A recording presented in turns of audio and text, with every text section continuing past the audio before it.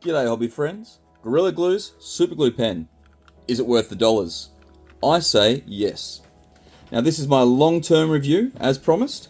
I've come back to let you know how it's held up. This would be the 5th one that I've used so far, and it has been great.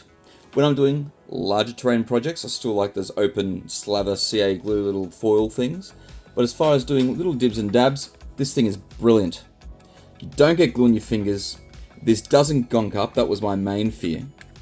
And it's easy to use. It's always there, at hand, ready to go. If I had one gripe about it, is that I wish that each one contained a little bit more, because these aren't the cheapest way to buy super glue. But other than that, it's great. Now if you hunt around, you can find them as cracker deals. I recently walked into Aldi and saw these were on special there for $12 each, Australian dollars. So I grabbed 20 of them, I think it was. Otherwise, Spotlight has them on good deals from time to time, and generally if you just Google online you'll find them.